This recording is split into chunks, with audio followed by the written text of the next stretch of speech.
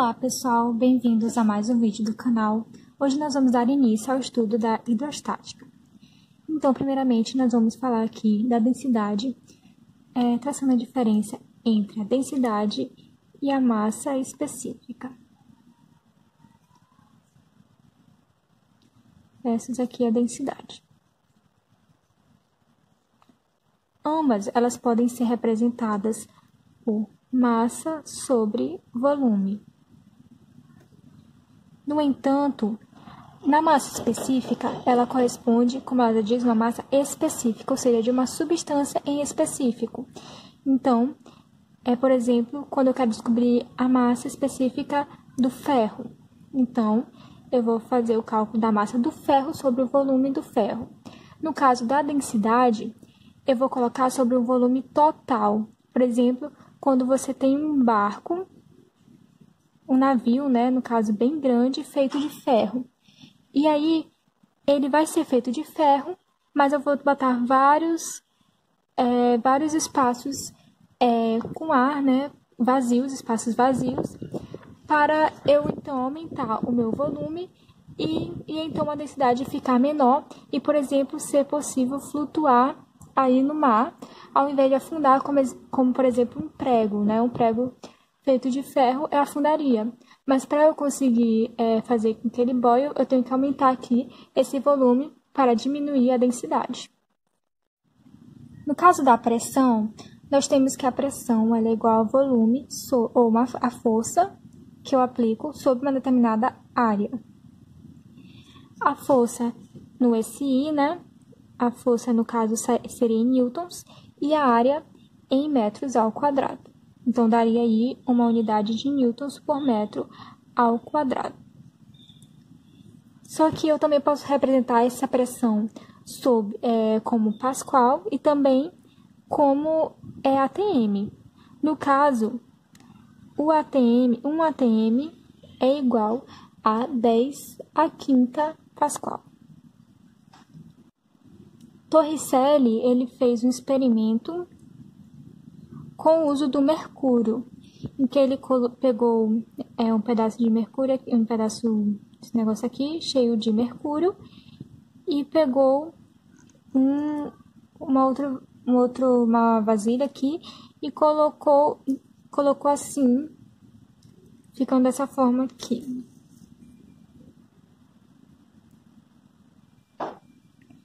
E aí ele percebeu que um pedaço do mercúrio desceu, mas não desceu totalmente, Ficou um pedaço aqui para cima. E aí ele mediu essa distância aqui, essa altura, e ele viu que deu 76 centímetros. Então ele concluiu aqui que tinha uma pressão do ar aqui, que era essa daqui, era igual a essa. Então, a pressão atmosférica ao nível do mar também ela corresponde, em relação ao mercúrio, a 660 milímetros de mercúrio. Isso aqui equivale a 1 ATM. Aqui nós temos o teorema de Stevin. Para vocês lembrarem, vocês podem pensar que o Stevin aí é um GJH, só para você lembrar da fórmula. Mas o que seria esse teorema, Você tem aqui um líquido a uma certa altura e você quer saber a pressão desse líquido, Então, a pressão aqui do líquido vai ser igual à força sobre a área, como a gente já viu aqui. E força, o que ela significa? É igual a massa vezes a gravidade sobre a aceleração. Só que a gente não vai trabalhar aqui com massa, a gente tem que trabalhar com volume, já que é de um líquido aqui, Então, a gente sabe pela fórmula da densidade que a densidade é igual a massa sobre o volume. Então, massa é igual a dV. E aí eu vou substituir isso nessa outra fórmula aqui. Então, eu ficaria dVg sobre A. Só que a gente sabe também que o volume ele é dado pela área, Que é essa área aqui do fundo, sobre vezes a altura. E aí eu vou substituir isso daqui no lugar do V.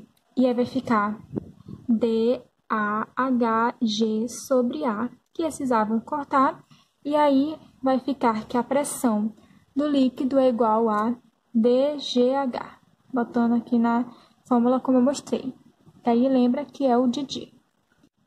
O que a gente pode traçar aqui de importante do teorema de Stevin é dessa relação da pressão com a altura.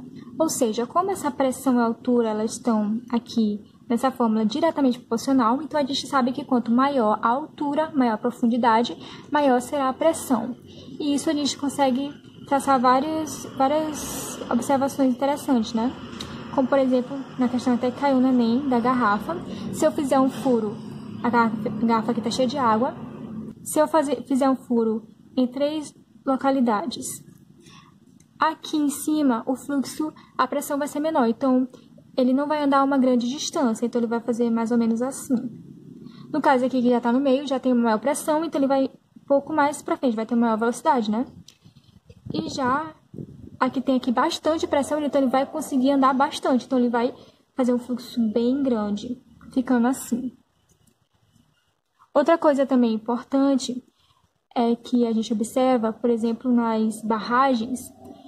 A barragem, ela geralmente tem um fundo mais espesso, né? Aqui tá a água. E aqui ele é bem mais grossinho, né? Porque aqui ele precisa suportar uma maior pressão, já que aqui a pressão ela é bem maior do que a pressão aqui em cima. Outra coisa importante é que para a água, professores falam muito, né? Que para a água, a cada 10 metros, você aumenta 1 atm. Então, de onde que vem isso? Vem justamente dessa fórmula aqui do teorema de Stevin. Então, quando você vai botar aqui DGH, você sabe que a densidade da água ela é dada por 1000 kg por metro cúbico, que já está aí no SI, né? Já está aí no SI. E aí você vai botar pressão, a gravidade, né? Também 10 metros por segundo ao quadrado. E a altura aqui a cada 10 metros, né? Que a gente está observando. Então, a densidade vai dar 1000, a gravidade 10 e a altura 10. Então, vai dar P igual a 10 à quinta, que é justamente Pascal, né? Ou seja, 10 à quinta Pascal, que é igual a 1 atm. Ou seja, a cada 10 metros, se eu colocar aqui 20, vai dar 2 atm. Se eu botar 30, vai dar 3 atm. Então, a cada 10 metros, eu vou aumentando 1 atm.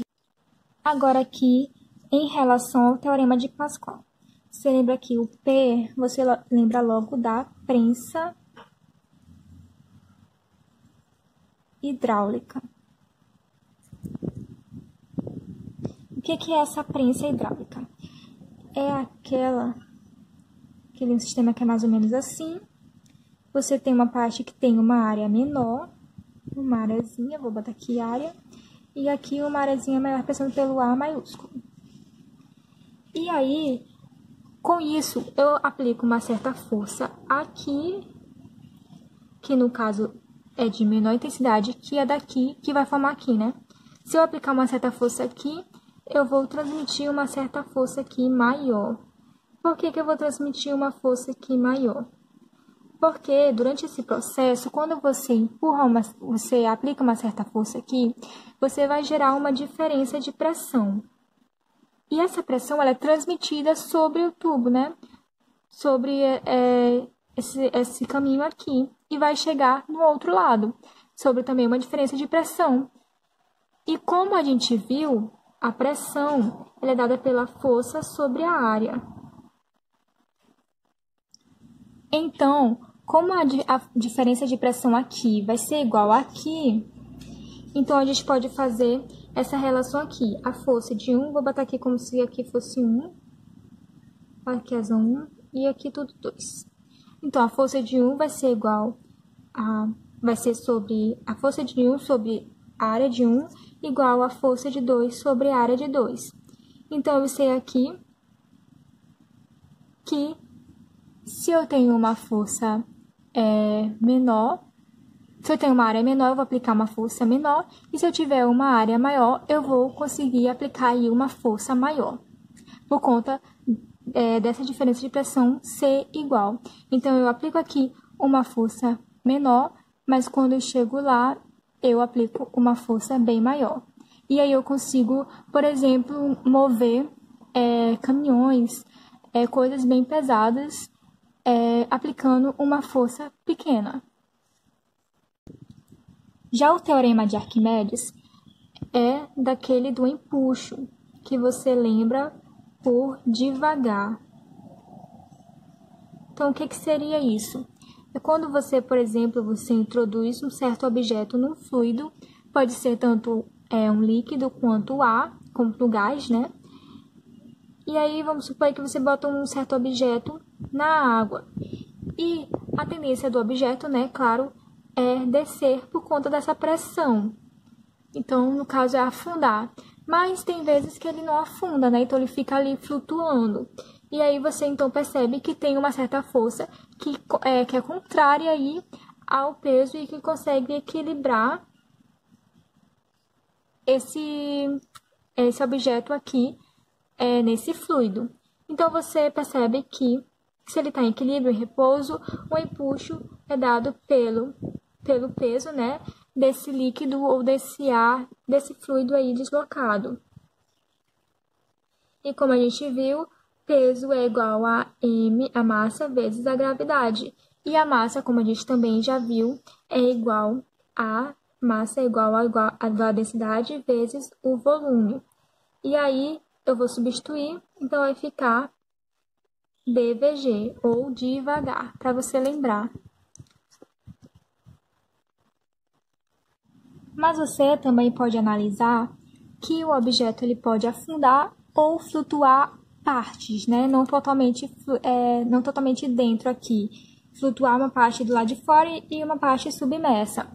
Então, aqui nós vamos botar quando o corpo ele é mais denso, ou seja, ele vai afundar. Aqui, ó, o corpo afundando. E, do outro lado aqui, um corpo que seja menos denso. Ou seja, que ele vai flutuar e só partes, né? Só flutua partes. Aí, no caso, eu posso botar aqui um pedaço de gelo, né? Um iceberg. Então, aqui, se você analisar, nós temos aqui o peso. E para cima nós temos o empuxo. Só que como esse peso ele é muito grande, né? Porque ele está afundando, então eu vou precisar de uma outra força para cima que equilibre, né? Então, vai ser uma normal. Então, o peso desse corpo, né? Ele vai ser igual ao empuxo mais essa normal.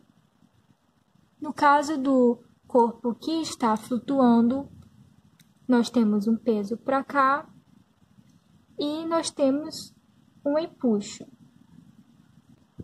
E aí, nesse caso, nós vamos pegar a mesma fórmula, né? Que empuxo é igual a dVg, só que no lugar desse volume aqui, nós vamos colocar o quê? O volume, só o volume que está submerso. Então, essa que é a grande questão. Para facilitar a sua vida, você sempre coloca, então, o volume que está submerso. Se ele estiver totalmente, então você bota o volume total, né? Mas se só tiver uma parte, então você bota só uma parte.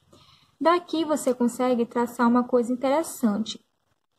Por exemplo, se eu falar aqui que a densidade desse corpo ela é igual a 75% da densidade do líquido, eu já sei que o volume que vai ser submerso, o volume do líquido, volume do corpo que vai estar submerso, vou botar aqui o volume do corpo, vai ser 75%. Só vai ter 75% dele submerso. Então, aqui o volume submerso é igual ao volume do corpo, né? Isso porque quando a gente vai fazer a comparação aqui do líquido